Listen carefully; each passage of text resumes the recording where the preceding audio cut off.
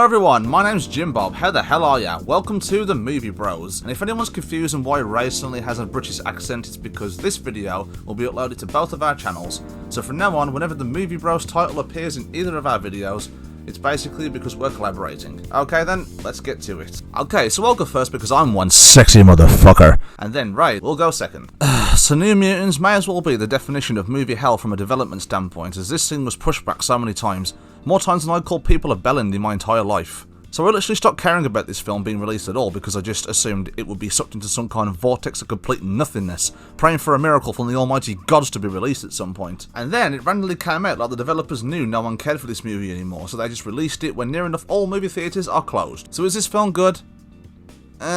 No, but it's not the most terrible thing I've ever seen either. It's just boring. Spoiler alert, because I can't be asked to tiptoe around this shit, here we go. It's like it's all premise and no execution with this film. Say for example we're given this really cool concept where a group of mutants who don't understand what the hell is happening to them are all admitted to this hospital. They're just discovering their powers and they can't control them. So it's like a Marvel superhero movie with horror movie elements, and that sounded awesome to me. Then the movie came out and it's like they didn't even bother to do anything, I don't know, interesting with this idea. It's like, I just don't buy the fact that this hospital is supposed to be a mutant prison laboratory thing.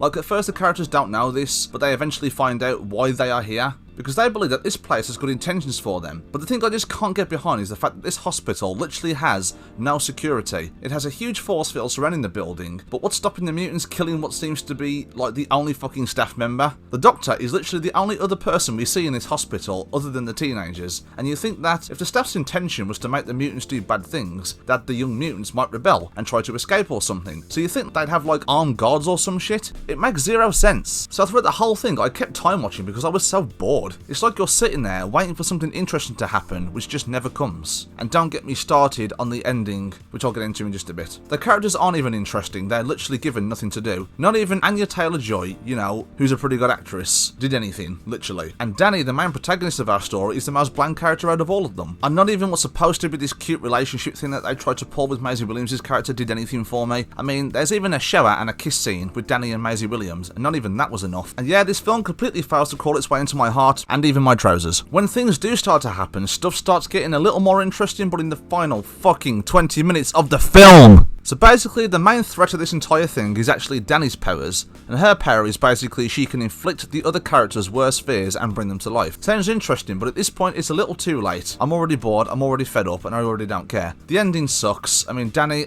accidentally summons this giant spiritual bear-looking thing and the mutants start getting their asses handed to them while Danny is unconscious. The bit which annoys me the most is when Danny wakes up, all she does is pull some fucking How to Train Your Dragon shit, sticking her hand out and going, shh, everything's gonna be okay. Like, ugh.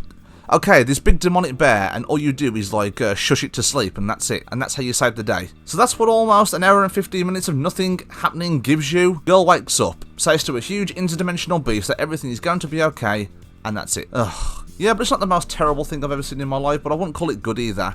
It's just really forgettable. Anya Taylor-Joy has some pretty cool powers and some action scenes, and the special effects are okay, but other than that, you know, you're just gonna forget about it. It'll just fall in the clearance section at Walmart. So it's a bit difficult to rank for me because it falls just below average, but it's not terrible and it's not good either. So it's a bit difficult to rank. So I'm gonna give it a D+. First off, big shout out to Rated Ray Reviews for doing this collaboration with me, bro. It's been a load of fun. Hit me up again if you want to do it again. I'm always up for it. Okay. I wonder if Ray has anything interesting to say about this, and probably a more positive take. Who knows, he might roast it even worse than me. Don't forget to drop him a sub, guys, and I'll link his channel in the description. Thanks, guys. Take care. Take it away, Ray. As I lay my head down to sleep, I wonder what was it I just finished watching in the theater. The New Mutants Marvel movie, made by Fox. So confused about how good or how bad it was. I'm gonna have to talk about this movie.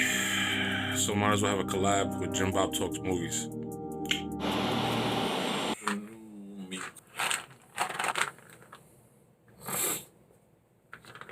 What is up, everybody? I am Ray from Rated Ray Movie Reviews, and it's a collab movie review with my friend Jim Bob Talks Movies. How you doing, buddy? Let's get to the movie review, shall we? Okay, so this movie, The New Mutants, is pretty much the last Marvel movie that Fox had left. As you know, as X-Men movie fans, that some movies were really good and some movies were absolute trash. X-Men 3, Wolverine Origins, Apocalypse, and a couple of others. especially the Dark Phoenix. Well, this one was about the New Mutants, which is the last film that they put together, which thank God. Anya Taylor-Joy, Maisie Williams, as you know from Game of Thrones fame. Then a young lady named Blue Hunt. Blue Hunt is pretty much the main character of the story. They follow her character, and she's part of the American Indian tribe, and apparently her village or her town is destroyed by something we don't know yet. And so while she is knocked out in the middle of all this chaos, she winds up waking up into a quote-unquote hospital, and that's when we are introduced to the other children in the hospital, and they're mutants. They all have powers. They all have their individual special abilities. It's supposed to be like a scary horror combined with X-Men mutant abilities, and it's kind of like a cool idea to make a horror superhero movie. But I think Brightburn did it better, like by a long shot. I actually really enjoyed Brightburn. But this one was supposed to come out like years ago, and 3 or 4 years of limbo came out now, and for what reason, don't know why, because this movie was completely zapped of life. There were a couple of cool scenes, a couple of cool moments, some overacting by Anya Taylor-Joy. Anya Taylor-Joy, I usually love her in Split and other films that I've seen her in. And she's always has like this subtle underdog type of scenario where she always does really, really, really, really well. And here's like she's supposed to be the tough one, and I think it completely failed because at one point she just started screaming when some bald dudes with like these vampire or whatever, and they had silk shirts and they were gonna go clubbing and these horrible tattoos, and she just started screaming like a little girl because shut the fuck. Just turned off by the overacting. Maisie Williams did a fine acting job. She was good. I mean, not like Game of Thrones good, but she was fine. She had a cool like little lesbian scene. Yeah, you're growing up, baby, right? Kind of felt weird because like it's Maisie Williams. How old is she? Like 20 or something? And then you have the other girl, Blue Hunt, who's like in real life, they're like 20 or 21, but they're supposed to be playing 16-year-olds. So I'm like, should we be watching a lesbian scene with 2 16-year-olds? Like, that's fucking weird for me. Like, I was like what is going on here? To break it down, acting was lackluster, story was blah. Selena Reyes, played by Alice Braga, nothing. She was void of life. I don't want to spoil anything, but they reference back to the Logan movie, which was super, super, super intriguing, super interesting, and then they got away from it. And I thought that was a gigantic mistake. A real, real big mistake.